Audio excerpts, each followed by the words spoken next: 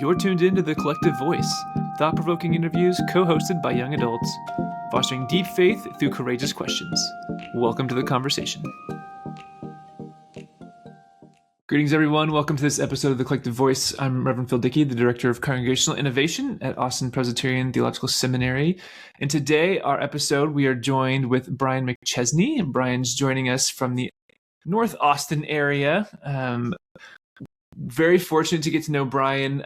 Was considering Austin Seminary for his seminary adventures. He decided to go with Iliff School of Theology, which no harm, no foul. Iliff's a great spot. We have a lot of great connections with Iliff through friends and stuff. So, but you're in the Austin area, and we had the opportunity to reconnect really at Progressive Youth Ministry just not too long ago. So, Brien, we're really glad you're here, and we're excited to hear a little bit about yourself and what has brought you to this point in ministry. And I know you're fairly new to the Texas area, so we'd love to just hear a little bit about who you are and what's brought you here by way of your own kind of introduction. Awesome. Well, thanks so much for having me, Phil. I was delighted to get to, touch base and reconnect at the Progressive Youth Ministry Conference. Really great time. Yes, I'm new to the Austin area. My wife grew up in Cedar Park, so North Austin, but I was born in Florida. We moved to Pennsylvania when I was 2, and that's where I did most of my growing up, really until about a year and a half ago when we moved here to the Austin, the larger Austin area. And I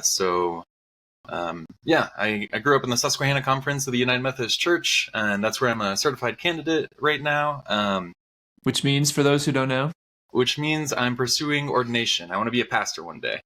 So I felt a call to ministry. I've worked in youth ministry settings, college ministry settings, and now children and youth ministry. And of course, justice ministry and how that intersects with congregational life, which is something that I'm especially interested in and passionate about, of how can we get a little bit more conversation around justice in congregational life, that it's not just something that we outsource to our beloved deacons like Phil, but it is something that is really alive and well in those faith communities. So, yeah. What point there's a lot of questions here. One, have you always thought you were going to go into ministry? We'll start there. Great question. No, I loved playing with Legos as a kid, and to be honest, I still do. I'm surrounded by my little Lego minifigures as we speak. Yep, see them over your shoulder. Yep, absolutely. Yes, you can see the Death Star there and some Wookiees up top. So fantastic. But I loved playing with Legos as a kid, and then I learned all of the Lego designers live across the pond in Europe and Denmark, and I was like, that's a long commute. So I wanted to be an architect instead, and really was fascinated with the idea of creating, designing, imagining spaces, and then people can walk through and experience them.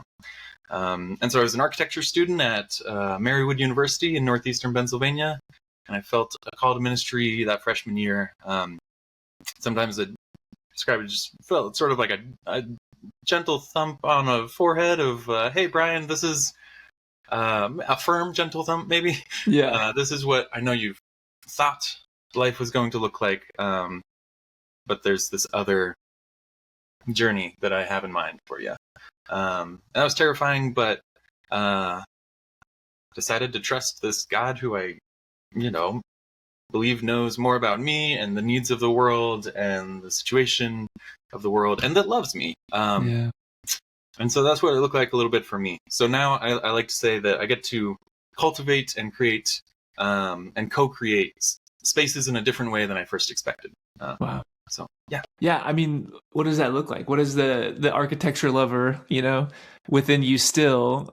Has that been able to find an outlet in ministry as well? Yes, absolutely. I mean, in some ways, I think getting to collaborate with really awesome volunteers that have jobs that aren't, strictly speaking at a church or a nonprofit or anything like that. And they bring so much in their insights and whether we're talking about justice ministries or children's ministries or young adult ministries or something else. So getting to co-create there and offer a little bit of structure and a little bit of lead on when a situation comes up. This is how we can embody a graciousness sort of spirit. This is how we can be patient with a young kiddo that maybe is getting under our nerves, and this is how we can support each other in that ongoing work, that ongoing journey, that ongoing community. So awesome. Yeah. I love that. It's great. So you have this passion for just like, we'll call it justice ministry for, I guess, lack of better terms. But when do you feel like that really started to take root in you? And, was that always a part of your upbringing in faith, or did that kind of emerge later?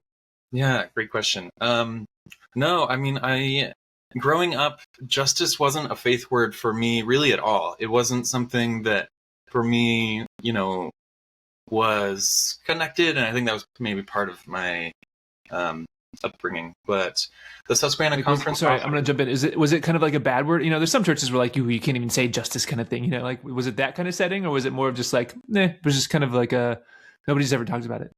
Yeah, kind of like a nobody ever talked about it. I think maybe I felt a little bit of tension between, I don't know, maybe this is part we trimmed down, but it wasn't necessarily a bad word, but just wasn't present. It wasn't a way that we talked about faith intersecting with public life or public, that wasn't how it was described. The Susquehanna Conference offered myself and my wife an opportunity to be participants on a civil rights pilgrimage, a bus trip to predominantly the Deep South, and just getting to be in and encounter the spaces like Selma and Montgomery, and seeing and holding the hands of people that had been directly involved in the civil rights movement, and just we got to meet like Carolyn McKinstry, who was a young person at 16th Street Baptist Church, and her 4 best friends were killed in the Klan bombing. And so those moments of this tender, sacred encounter with like real people, like these aren't just like historical figures to me anymore. These are people with lives. And that was really moving for me. And unsettling in the best way, I think. Kind of a real pivoting of how I came to understand this thing, faith. And so then I got the chance to be more involved in the beloved community and the Susquehanna Conference, and just seeing that sort of grow more and more broadly in the ways that justice really does intersect with the day-to-day life of all of our neighbors and all of our lives, whether we see it or not, and what that looks like. But yeah, so that was sort of a moment of maybe reckoning, if you will, maybe a moment where something changed, something was moved in me. I felt, God's sort of a movement into a new way of thinking about ministry. And yeah, so that kind of follows me today, especially if I could say that, like, I don't know, the world's sort of on fire, metaphorically and literally in a lot of ways. Yeah, right. More than one way. That's right. Yeah, and like we have a young baby now too, so that's part of it for us. Of what sort of world, not just will I get to live in, but like will my kiddo be in? So that's part of what motivates this way of living out my faith. Yeah, it starts to change things a lot for you, doesn't you? Like you start looking at like the next generations and thinking about generation after that and after that, and then, yeah, it kind of gets a little overwhelming sometimes. Yes, for sure it can be. But so you're at ILIF, you're finishing up your second year, or you're a year and a half in, right? Yes, yep. Start my second year. Almost done with finals for the first semester. Awesome. How has that played a role in the ongoing development of your faith, and like what role has that played in this kind of like emerging justice aspect? I hear you saying the pilgrimage, which was a while back, but like what role has seminary played since then? Yes, I think the sort of pilgrimage and those things really prompted me to start looking for a space that I could learn a little bit more about what it looks like to follow the person of Jesus in the face of empire. And ILIF really stood out in some of the ways that their course curriculum and their staff and their faculty and their structure lended itself to those sort of questions. And has been a really great spot to sort of wrestle and move through some of those questions on how faith intersects with the real contemporary world of what's happening today, and how to resist evil, injustice, and oppression in all its forms, to kind of tie back to those United Methodist baptismal vows. It's been a really great spot for a lot of those, and so grateful. Also, I'm an online hybrid student because, of course, I live in Denver, Colorado, and so I have classmates that some are in Texas with me, some are in Colorado, some are in Kentucky, or all over the place, and to get to hear a little bit of what does it look like in y'all's backyard and what's going on there, and how does that connect to congregational life or chaplaincy or community organizing, whatever that sort of immediate context of my classmates is. So that's been really, really a great resource as being an ILIF student of this really far-reaching student body. Have you had a class or a professor who've really just been like, oh, I'm so glad I took that. It was kind of like life-changing kind of thing? Yeah, a couple in different ways. I'll give Reverend Dr. Tom Barlow a shout out. He's teaches a lot of the United Methodist courses and is just this really jolly, gracious, patient professor. He is along for the ride, and he is accepting and loving and so encouraging. And so that's one professor that's really been just such a blessing in this first year and a half or so at ILIF. So. Love that. Professors have a big role, right? Big impact on a lot of people. Okay, so you're in seminary. You're also serving kind of two different congregations, right? You want to give us a little update on what you're doing in these two different roles?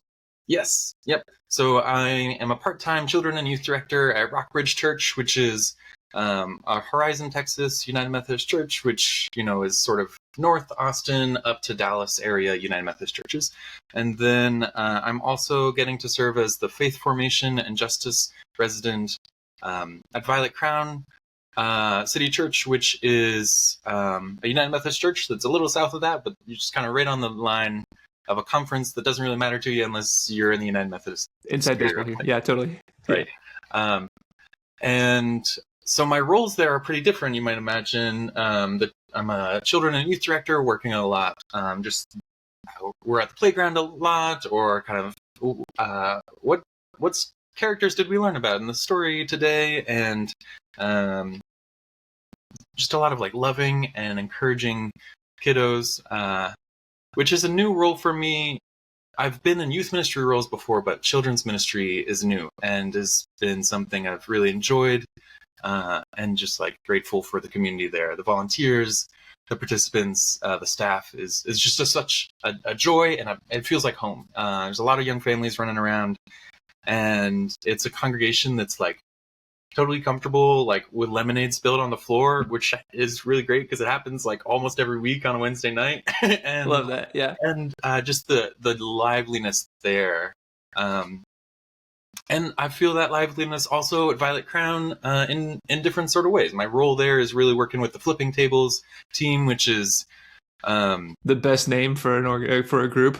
Yes, this group started in January of 2025 and is really coming to live into this justice as a faith word, in contrast to how maybe I grew up in some ways, but that we have a call and that we see the person of Jesus flipping tables when injustice is going on. And that is something that we can certainly identify in our location in Texas, especially with our proximity to the Capitol.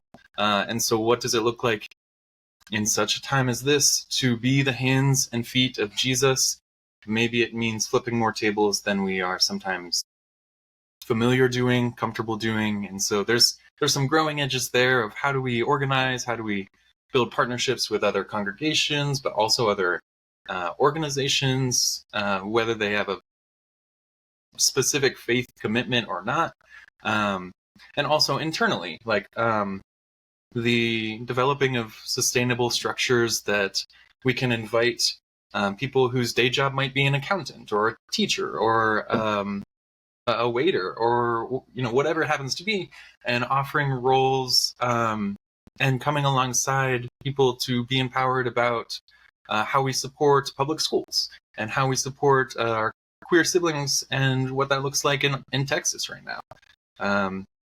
Oof, that's a one that's that a I'm rough sure we'll one right talk now. about a little bit is our focus area of immigration and what that looks like, especially while we're celebrating Advent and Nativity. And so that's been really exciting and encouraging, both for me as sometimes I talk about my pre-pastor goggles, getting to experiment and walk with and be with this congregation that really is so phenomenal with me and letting me learn and grow and fail and try again on how we might cultivate justice in the congregational life. And so it's been just such a privilege having a real different role from my children and youth director role, but such a life-giving role nonetheless. Those are two very different roles, which I want to come back to. But this name flipping table, I would love to just take a moment here and let's dive in a little bit on that name and kind of that story that we have in the text. Yes. Will you just kind of walk us through? And again, you weren't there in January, were you? Whenever they started it, or were you there? I was not there yet. No, okay. I was not there yet. So, what does that name mean to you and or the group? Right? If you want to speak on behalf of the group, for feel free to do that. But why that name for a group? I'm sure most people listening to this have at least a nominal understanding of that story, right? But like, we don't have to do a full exegetical on it, right? But like, let's just get into the story a little bit. Like, what's the significance? Yes, great question. Okay, well, I mean, maybe a part of what I'll do to kind of preface that is a brief shout out for a book that I've really enjoyed recently, if that's okay. It is called The Writing on the Wall. What is it? Signs of Faith Against Fascism by Eric Martin. The Writing on the Wall. And on page 107, he pulls an image that I'll kind of show here of Jesus, literally of this sort of flipping tables contextualized for the 20th century.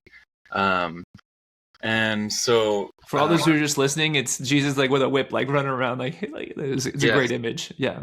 Yes. And so really the story, I'll be paraphrasing, but Jesus walks into the temple, and part of the temple in his day was people coming to offer sacrifices as sort of an atonement or forgiveness of sins.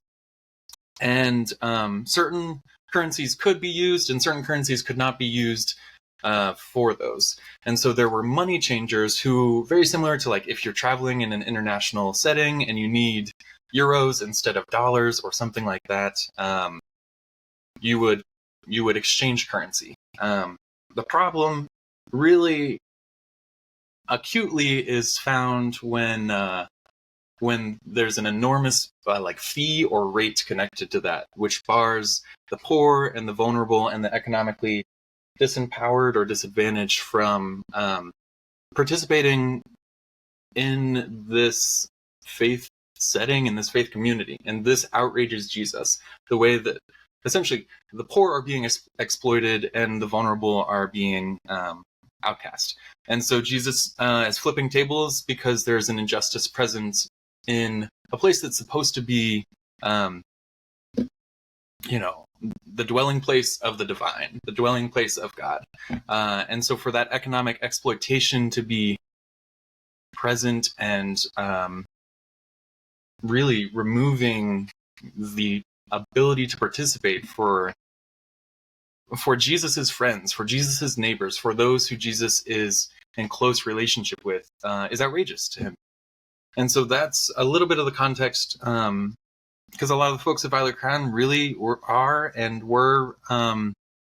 outraged at a lot of the movement we're seeing in the federal government in January and beyond. And so it's this faithful call to stand with the person of Jesus when injustice and oppression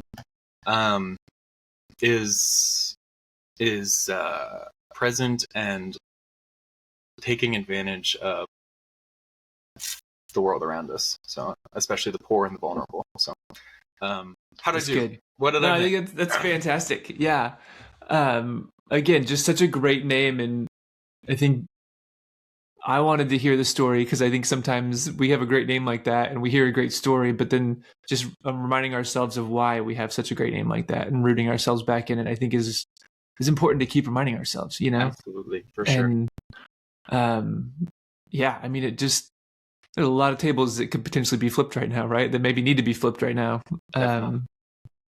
How are you seeing this sense of flipping tables and this sense of a call to justice work on behalf of a person of faith or people of faith? How are you seeing this play out among other young adults specifically? This podcast is really geared toward both young adults, but also, I think, church folks who are interested in the ongoing faith formation of young adults. So, I don't need you to I don't want to tokenize you, right? And you don't have to speak on behalf of all young adults, but I am curious just like how you see this sense of justice playing out in other young adults, right? Like, do you see this being a valuable and important piece for other young people?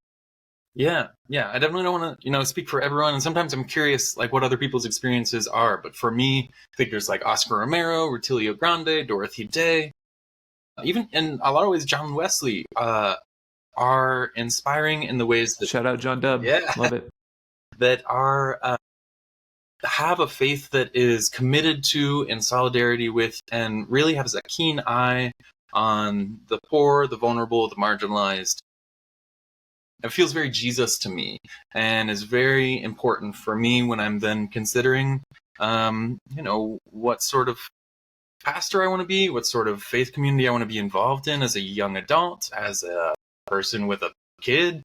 And so that's important in a lot of those ways for me. And so I guess would love church leaders to just make sure that they're listening and learning to the voices, not just in their zip code, also in their city and their state and in the country, on who are the people that are marginalized, oppressed, and, having a lot of really horrible situations thrust upon them right now.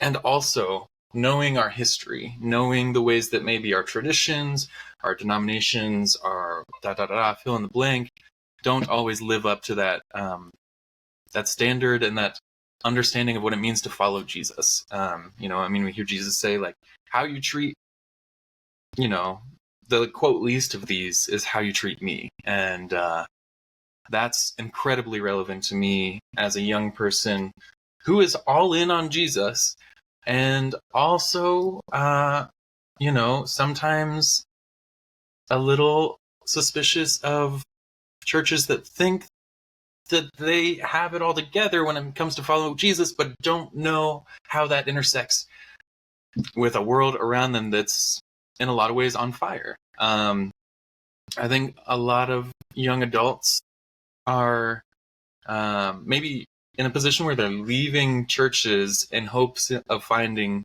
a more faithful way of following Jesus. In a time when...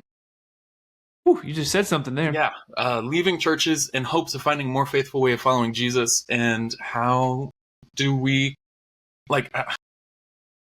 it's so important, I think, for us to realize that the words of Jesus are already relevant to our situation. We just have to follow them there. Like, blessed are the poor. And, this is something that is deeply relevant for such time as this. And a lot of, I think, young adults are not comfortable or willing to go along with the sort of business as usual status quo. I think, at least in my experience, these are questions that are deeply related to and relevant to faithful living, following Jesus. And if that's absent from faith community, that at least makes folks uncomfortable, that have, in my perspective. Another thing, though, is just like community and belonging. So for these communities that maybe are now, affirming or have a sense of justice, that it's not just enough to, quote, think about something the right way or whatever, but to have real opportunities for building of relationship. A lot of people have a lot of loneliness going on, and so those are interwoven, I think, for me, of communities that we can show up and be our full selves and can feel a sense of belongingness, a sense of togetherness, where all of those questions are on the table. And also, we know each other, and if I need, if my car breaks down, the depth of relationships to be able to text somebody in that faith community, that's, I think, a deep need as well. Sometimes I think churches take advantage of one of those needs while totally, I'm thinking about certain churches that might really have a deep commitment to Christian nationalism and also hit the community belonging in certain ways. And it breaks my heart because there is oftentimes that sort of tension that doesn't have to be there. Faith communities that, you know, have these commitments or are still figuring out how to live into these commitments can also be more intentional about community belonging and creating those spaces for young adults. And in some ways, maybe just offering, inviting, and empowering a little bit more in ways that are not overwhelming or have the tendency to burn young adults, but can invite young adults into those opportunities for leadership, and then not be appalled when they start talking about liberation theology or immigration or, you know, whatever.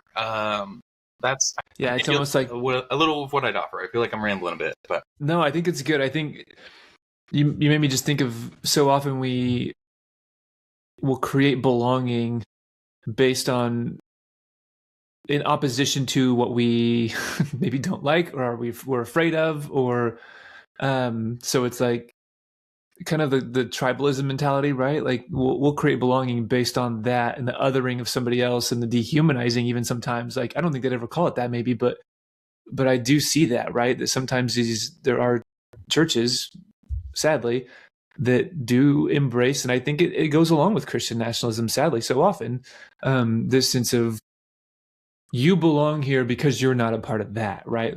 Almost like this, at least we're not like them kind of mentality, you know? And that's, you know, if you're only listening to a certain amount of people and a certain group of people, you know, I think that's why it's so important to read liberation theologists. It's so important to read people of color. It's so important to read, you know, indigenous folk. That was one of the pieces from seminary that was so impactful to me, was like it opened me to all these new perspectives of theology, right? And I remember hearing for the first time, like, if there's no adjective before your theology, you are like in the midst of kind of like colonial theology.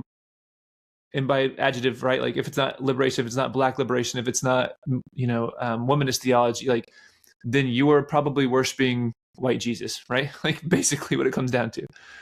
And it's easy to find belonging there if it's comfortable, right? But I hear you saying like maybe that's not exactly what the way of Jesus was really about. Yeah. I'm constantly inspired by, you know, thinking about the Gospels not just as something proclaimed, but a method. And specifically thinking about like a Jesus that brings together Matthew the tax collector and also Simon the Zealot. You know, Simon the Zealot, this guy who's like actively committed to like at least collaborating in the assassination of Roman officials and stuff, and Matthew the tax collector who's like making a fortune as an employee of. And so, yeah, I mean, I think the theological imagination of Jesus and the theological imagination of Jesus' community really doesn't have space for a sort of partisan, I don't know, this is a tight view of whatever, which is, I think, a strong indictment. I mean that as a very strong indictment against Christian nationalism in a lot of its different forms. And also in a time that fascism is abundant, it's forming ideologically diverse communities and partnerships is practically good, helpful for us to be in loving, trusting relationships with people that maybe don't think the exact same about X, Y, or Z as us, politically, theologically, or otherwise. So there's a tension there, but that's maybe I think a little bit of, yeah. Will you just dropped this term theological imagination. Will you say more about that? Yeah, that's something that I am grateful to my ILIF experience for. I mean, just the ways that, you know, we might think about the prophets and the imagery pulled there, or the apocalyptic literature and the ways that Daniel or Revelation really have this strong anti-empire indictment. Theological imagination. How do we, deeply rooted and prayerfully discerned on who we know Jesus to be, and how do we live that out? So, I mean, in some ways, I think about how that's involved in like someone's preaching, but also how that's involved in someone's maybe parenting or showing up in their workplace, whatever that workplace might be. The ways that we imagine God talk, the ways that we imagine God present in our midst, whether that's wherever it happens to be. And the ways that I think we can lean into, still hold what is dear to us, you know, as far as doctrines or as far as whatever, and also lean into the mystery of God, taking a cue from more mystic figures that are really comfortable with that sort of mystery of, you know, we don't have, maybe it's okay to loosen up on a sense of certainty. Maybe it's actually really good for us to loosen up on a sense of certainty and to lean in a little bit into the imagination. And I think the kids show me this really well. We just actually got to do, like, I just put a handful of the Illustrated Ministries nativity stickers. And shout out Illustrated Ministries, we love them. Absolutely, go find their nativity stickers. And just a little paper with like a nativity thing, and I was like, this is probably not what it looked like. They definitely didn't have 2x4s, you know, but this is this. Here's some stickers. I'm excited to see what y'all come up with. And there were 12 kids that day, and none of them had anywhere remotely close to the same. And so I think that in a really basic childlike wonder sort of way, that's what I mean by theological imagination, of this giving ourselves the permission to wander where God leads. Yeah, I've been playing with this idea of imagination too, and I love that you call it theological imagination, because it, in some ways, I feel like there's a connection to this idea of Jesus saying the kingdom of God is like da-da-da, right? Like the theological imagination is, it's a re-envisioning of what could be, you know, it's a recognizing that we're not there, right? But there's things that are taking place, that are happening. There's a stirring that's taking place. And it's a stirring that happens in action, but it's also a stirring that happens like deep within, you know? I love that you use that term. That's really good. My question was going to be like, how are you seeing theological imagination play out with kids ministry, right? Yeah. And how are you? So I love that you just went straight there. And it's there. Oh my gosh, they're the teachers in those moments for sure.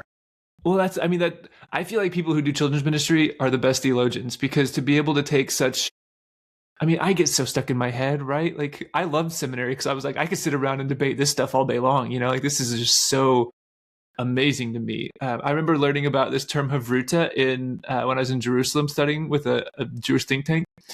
And I was like, oh my God, I could Havruta all day long, because it's literally just like you sit around and debate the text with friends, you know, like that's Havruta means friend. And like, I was like, I could do this all day long. And then I'm like, oh, try to do this with kids though. I've been teaching 5th and 6th grade Sunday school, which again, never has been in my wheelhouse ever. But it does, it makes you, like you don't get to debate, you know, homoousios, like all these ridiculous terms that you learn in seminary, right? But like, you got to figure out what's the practical piece of it. But beyond just the practical piece, like what's the inspiration there, you know?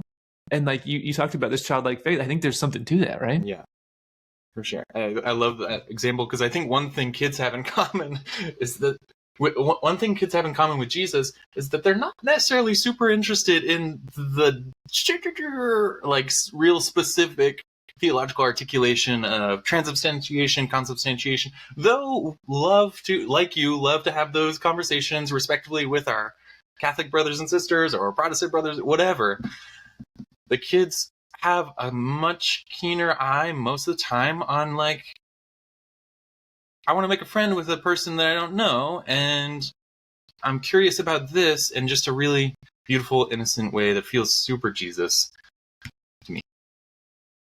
Yeah, curious, right? Like I remember I had a deep curiosity, but it was often a curiosity of like, ooh, now how can I win an argument based on this curiosity? You know, like there was a means to an end with my curiosity, but I think kids' curiosity is just a more almost pure curiosity, right? They're still like trying to figure out this whole place they live thing, this whole world, like what's going on with that. And yeah, I think that's a great resource when it comes to, you know, wandering in theology, and what else I guess. Yeah, and it's, you know, obviously as we age and get older and there are more complex things in the world that require us to,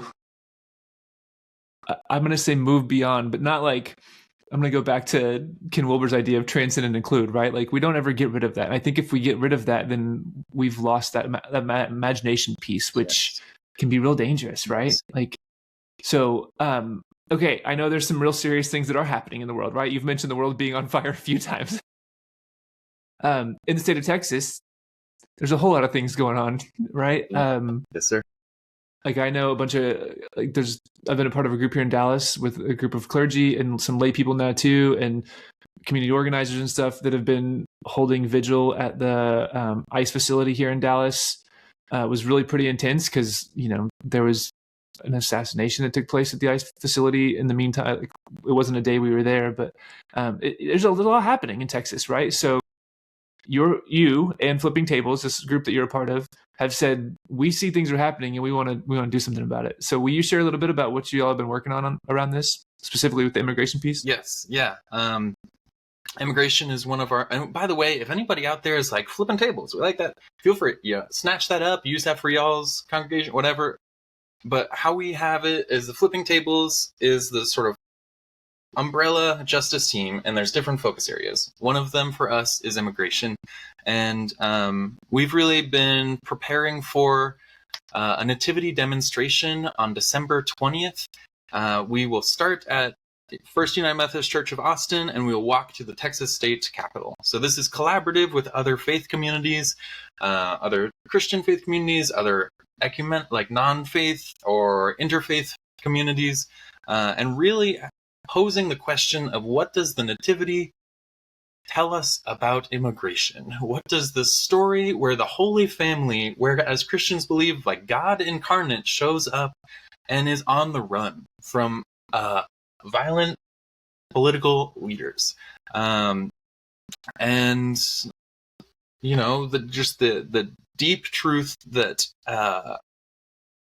Jesus is a refugee, and the deep truth that in the midst of the horrific things going on, Dios está con nosotros, that God is with us, and that's something that, you know, we're hoping to do as a public witness, and part of it is we're hoping to just, you know, cultivate conversations for average Texans on like what it actually means to say that I'm a Christian or to follow Jesus. And so, yeah, I mean, talking about theological imagination there a little bit, we will be playing with the Nativity story and also like other historic examples in Central and South America, where we look at some protests there that were one specifically in Chile, where families had photos of loved ones who were disappeared or detained, and they danced alone with photos of their loved ones. This is probably a podcast for a different day, but there's a lot of ways that the CIA and the U.S. economic interests provoked and destabilized those countries, and even assassinated democratically elected officials in those countries. And there's a direct connection between that political instability for the interests of U.S. economics and the immigration crises that we're seeing now. And so I've gotten way off. No, I mean, you're not off, because you're talking about the root cause, right? Yes, which it's so easy to just look at it and be like, oh, well, you know, we have borders and we have boundaries, which we could talk about that at another point too. And people should do it legally, and like just assuming that these people are just coming from, you know, from nowhere for no reason, right? Like, but the reality is this does not happen in a vacuum, right? Absolutely. And yeah. The United States is responsible for a lot of the factors that led to these destabilizing contexts in these countries. And so it is, well, tragically ironic, to say the least, when we don't know our own history. To me, we don't know our own history enough to know that, like, we caused a lot of the problems that are demanding that these families flee their homes. They have kids too, and to flee their homes because of a situation that was provoked in a lot of ways for the benefit of the United States or U.S. interests. And but so, I mean, December 20th, 2 p.m. we'll be meeting at the First United Methodist Church of Austin. There's an RSVP link that I think will be in the show notes. So if anybody out there is interested, I would love to make a friend with you, or just love to, get to know you and see you that day. And it'll be this opportunity for us to have a faith-based witness of standing with our neighbors that can't be there, frankly, that it's not safe for them to be in the public square or at the Texas State Capitol because of what ICE is doing and because of what the state government and the federal government is up to. And to declare that it is profoundly unchristian, profoundly anti-Christian to be treating our neighbors, our friends, our communities this way. We'll be walking over singing, somebody's been hurting my neighbor and it's gone on far too long. It's gone on far too long, and we won't be silent anymore. And for any church leaders out there, I think that's the call that I invite you into. That we are standing in a moment of history that we have a choice on how much we share in common with the person of Jesus. How much are we going to follow the person of Jesus to be with the vulnerable, with the marginalized? So December 20th, 2 p.m., First United Methodist Church of Austin will be our gathering place. Can I just say how much I love this? Because you pitched this idea to me, and it had been in the works for a little while, but when we were at Progressive Youth Ministry, and I mean, people tell me ideas a lot, right? And I'm always like, that's great. Yeah, I think that's a great idea, and I hope you do pursue it, but you've taken an idea and just really run with it, and you've collaborated and you've brought others in, and like in a pretty short time frame too, which is really impressive. Like just the way that you've both inspired me, because like sometimes we get caught up in the like, oh, well, we have to do this, and we need a bigger runway to do that, and like you've just been like, we're gonna do this, we're gonna make it happen, and if 5 people show up, 5 people show up. If 100 people show up, 100 people show up, right? We're just gonna go do it and have this witness. And so just please hear when I say like super inspired by your willingness to just show up and make this happen. Well,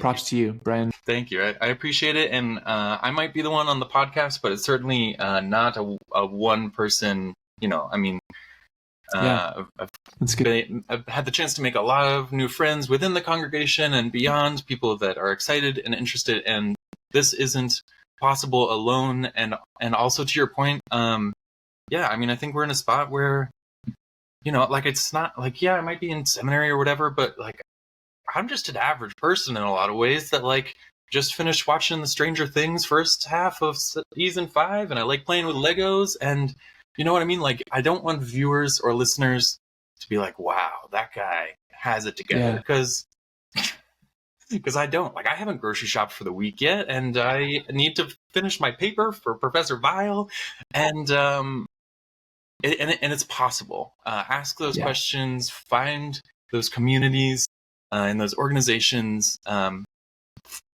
because it's possible, and it's important, and it's critical in moments like this. And honestly, like if you don't have a community that you feel like you belong in, or that you can connect with, talk to Phil or talk to me, because I know the 787 Collective is doing some really great stuff, and it would be an honor if anybody's interested in Violet Crown. And so like there are these communities that do exist. So don't give up on that, and don't give up on the ways that we can stand up and show our support. You don't have to be some sort of like professional organizer, whatever. Yeah. We bring our bread, we bring our loaves and fishes, and we'll figure it out. Brian's shirt says "Resist Greed" and it has loaves and fishes on it. It's a good shirt. It's a good shirt. Thanks for that plug. I think that's really an important plug too. Of 787 is doing a lot of work around young adults and bringing young adults together and supporting young adults in them, whether they're in ministry or like official capacity of ministry, vocational or not.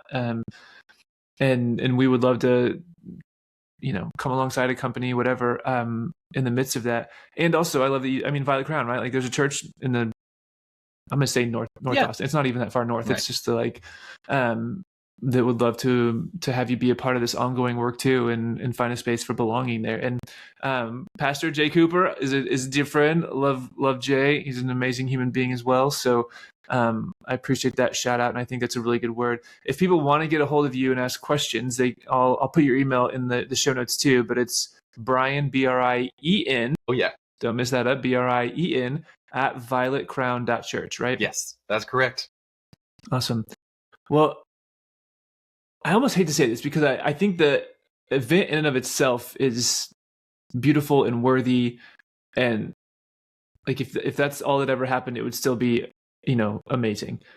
Are there hopes that you have for, we're going to do this event on the 20th, and I hate to even call it an event, it's not just an event, like you're doing this public demonstration, is there hopes for you for, and then after we finish this, what's next kind of thing? Yes, yeah, for sure. No, good question. I think there's a couple of goals. One is that people can come and brush shoulders and mingle and make friends in a way that deepens and strengthens those relationships, because chances are things are not just gonna get a whole lot better in January on their own. This is long term. And so in one sense, I'm hoping people can come and build relationships that are personally relevant, and also in this time of history relevant to a larger work. And also this being one demonstration that links into a larger trajectory on how average Texans think about immigration, on how churches can step into this work, on how faith communities can be, John Wesley would talk a lot about a personal witness and also a public witness. And so what does it look like for us to show love in the public square? And for me, this is part of that. It is a moment of that. It is not all of that. It is the ongoing journey. So, yeah. No holiness, but social holiness, right? Yeah. Yeah. Amen. Personal and social. Yeah. I've been harping this a lot lately, just because I'm in a variety of circles that are doing similar work, and I just feel like it's so important to keep reminding ourselves, how do we nurture our souls in the midst of this work? So I would love, as kind of our wrapping question here, what are you doing currently? You're in the midst of a lot, right? You got a little baby at home that hasn't been sleeping great this week, and you have seminary papers to write, and you have 2 different churches you're working with. Oh, and this prophetic witness piece that you're doing. What are you doing to continue to nurture your soul through all these things that you're a part of? Yes. Yeah. Okay. So in some ways, I think I'm a little Franciscan in this, that I love seeing God in all things, is what I mean by that. That God's always present. So when I have the delight and honor of listening to a youth's choir concert earlier this week, it was such a joy for me to all I need to do, all I can do is sit and listen to these voices sing really awesome music.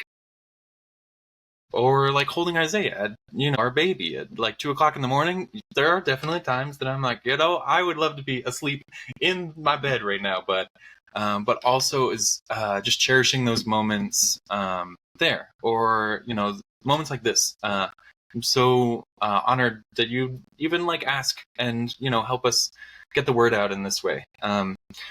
I have find a lot of joy and sustenance in the Flowbots, which is just my favorite music band. They're such a great... Love the Flowbots. They're so great. Oh my gosh. I saw them in concert it's probably been 10 years now. Yeah. They were so good. They were in Austin early this summer, and it was such a treat. So Like, I love that you love the flow bots. They have some intersection talk about around the contemporary. Prophetic, right? Yeah, absolutely. Oh my gosh. If the Flowbots are listening to this, I love you so much. And you could sponsor Brian's prophetic witness on December 20th. You can reach out to Brien at brian@bythecrown.church. Yeah. But the sustenance in those moments, in the hugs with loved ones. So that's a little bit of it. Joy is so important as something that can kind of fill our cup and that can keep us engaged. I think that's crucial to the longevity and to the holistic witness. And that, like, it's not in contrast with lament, but that we can deeply lament and grieve what's going on, and also be rejuvenated by the joy of the moments too. Brian McChesney, grateful for you, the work you're doing, and I do hope that if you're in the Austin area, or if you want to travel in from wherever you are, to go join them on December 20th, 2 p.m., First United Methodist Church in downtown Austin, and then make your way over to the Capitol. What a gift. Thanks for your witness in that, Brian. Yes, thank you so much. Please do. I know we've got some folks coming from Dallas. You know, wherever you are in Texas, this is your capital too. And so thank you. Thank you so much for having me. Amen to that. Thanks for listening to this episode of The Collective Voice, the premier podcast of the 787 Collective. For more information, visit us at 787collective.org or find us on social media. And if you enjoyed what you heard, be sure to subscribe, rate us, and share a review. For when you do, you are tricking the algorithm for the common good.